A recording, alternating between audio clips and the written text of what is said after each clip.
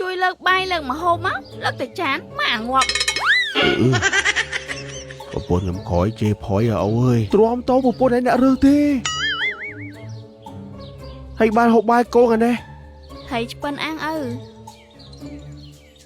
អូនឯងថ្ងៃក្រោយមុខឪកុំជេរបងប្រពន្ធតែជេរប្តីរកស៊ីអត់មានទេឲ្យអូនសុំទោសពុកតែមករកខ្លួនឯងឃើញជីវិតរស់នៅដែលមិនចំណែនគេគឺមានក្តីសុខណាស់កូនហើយព្រោះគេរត់ឲ្យគេយើងរត់ឲ្យយើង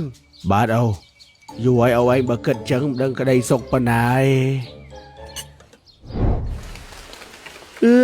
ភ្លៀងរាល់ថ្ងៃហ្មងវ៉ៃរត់តែឯងហូបបាយជុំគ្រួសារតិចមិនបាទទឹកថៃស្ទើរហល់កូនអូនទីអូនទេមកអាឡូក្មួយសនហើយដល់នឹងភ្លៀងអត់នៅផ្ទះពូពុំភ្លៀងពូពុំហូបបាយមួយថៃស្ពិនអាំងមកហូបបាយvớiពូមកក្មួយ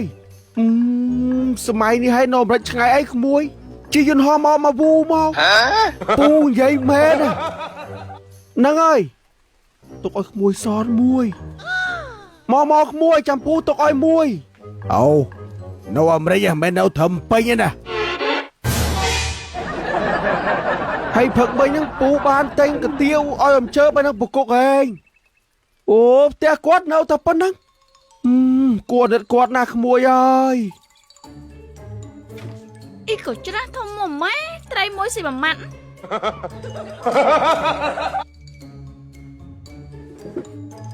ពូឡូចេះណិតបងប្អូនណា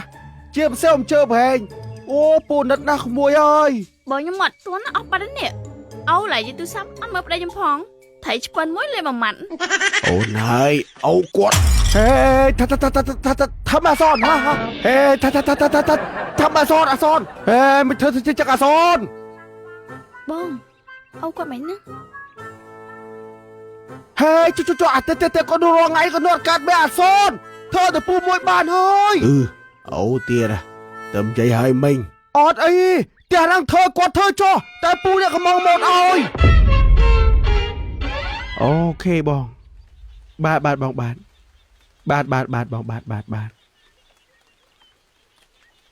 ផ្ទះនេះ60ឆ្នាំទៀតដឹងតាណាផងក្មួយសនឯងក្មួយសនធ្វើឲ្យអ៊ំធ្វើអីបងនៅអាមេរិកហ្នឹងក៏ចង់ឲ្យខ្ញុំធ្វើជាវិឡាទឿហើយខាងមុខធ្វើជាសួនច្បារគិតមែគុកបើឲ្យវិផ្លាកកមើលហ្នឹងបើក្មួយធ្វើឲ្យយកទៅទឹកចិត្តក្មួយអូទៅធ្វើឲ្យប្លុកមួយដែរហ្នឹងឥឡូវហ្នឹងគាត់ចង់ឲ្យខ្ញុំសិក្សាពីប្លុកហើយចាប់ដើមធ្វើនៅខែក្រោយមកអត់ទេទីក្មួយបើចឹងធ្វើចោះអត់នោះបោគាត់ត្រូវយកបោប្រុសខ្ញុំគឺ